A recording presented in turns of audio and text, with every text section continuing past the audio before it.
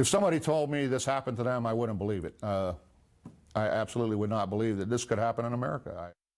Tonight, a New Jersey man finds out how risky it can be to carry cash through Tennessee. For more than a year, News Channel 5 Investigates has been shining a light on a practice that some call policing for profit. In this latest case, a Monterey officer took $22,000 off the driver even though he had committed no crime. News Channel 5 Chief Investigative Reporter Phil Williams is still on the case. And the practice we're talking about is actually legal under Tennessee law. But as you're about to see, critics say the protections written into that law don't really provide much protection at all. You live in the United States, you think you have rights, and apparently you don't. As a professional insurance adjuster, George Reeby spends a lot of time traveling from state to state. But it was on a trip to a conference in Nashville last January that the New Jersey man got a real education in Tennessee justice. I never had any clue that they thought they would be able to take my money legally.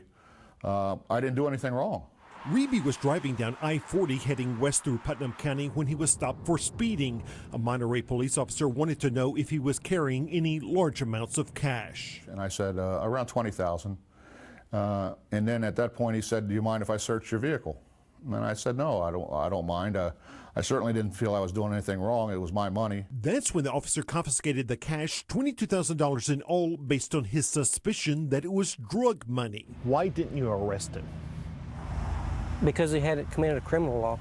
Officer Larry Bates says the amount of money and the way it was packed gave him reason to be suspicious. The safest place to put your money, if it's legitimate, is in a bank account. But it's not illegal to carry cash. No, it's not illegal to carry cash. Again, it's what the cash is being used for to facilitate or what it's being utilized for. But you had no proof that that money was being used for drug trafficking, correct? No proof. And he couldn't prove that it was legitimate. ¿Tiene mucho dinero en su truck y trailer? Bates is part of a system that News Channel 5 Investigates has discovered gives Tennessee police agencies the incentive to take cash off of out-of-state drivers.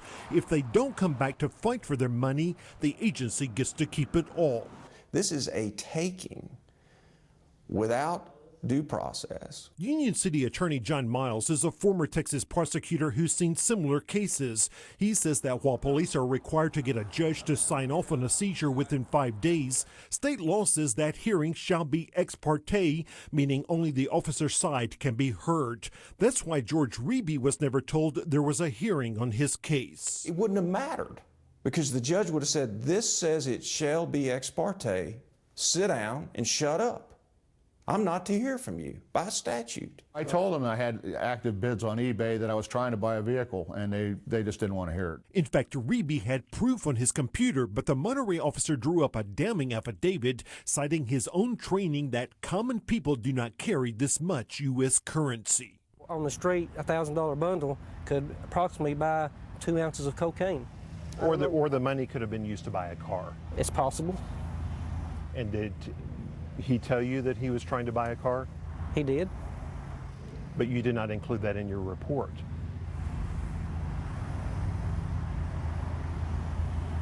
If it's not in there, I didn't put it in there. So why would you leave that out? I don't know. Bates also told the judge the money was hidden inside a tool bag underneath trash to deter law enforcement from locating it. That's inaccurate. I pulled out the bag and gave it to him.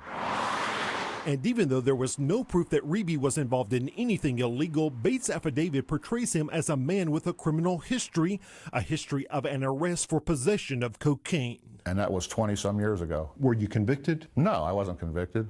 But Officer Bates says that old arrest was still part of the calculation to take Reeby's money. Am I going to use it? Yes, I'm going to use it because he's been charged with it in the past, regardless whether it was 10 or 15 years ago. We're entitled not to be deprived, right, of our property without due process of law, both under the Tennessee Constitution and the federal Constitution. And nobody cares. Nobody cares. I'm just looking forward to getting my money and leaving. After Reeby filed an appeal and after News Channel 5 began investigating, the state agreed to return his money. I voluntarily waive my constitutional rights to be if he'd sign a statement promising not to sue. They also made him come all the way back from New Jersey to Monterey. He got a check, but no apology. If they lied about everything in the report, why would they apologize?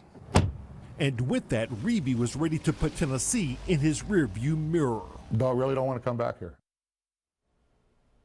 Now, Mr. Reeby was able to provide us and the state with letters from his employers showing he had a legitimate source of income.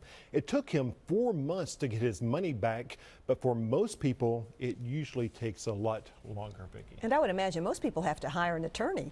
That's right, a lot of people do, and that works to the benefit of the police. John Miles had 2 clients where police agreed to drop the cases in exchange for a cut of the money. In one case, $1,000, in another case, $2,000, which is less than what they might have paid in attorney fees. He calls that extortion. All right, thanks, Phil. Now, this year, state lawmakers debated a bill to create a special committee to investigate these policing for profit issues. That bill died in the last days of the legislative session. If you have a tip on this or anything else we should investigate, send us an email. The address, investigate@newschannel5.com or call 244-NEWS.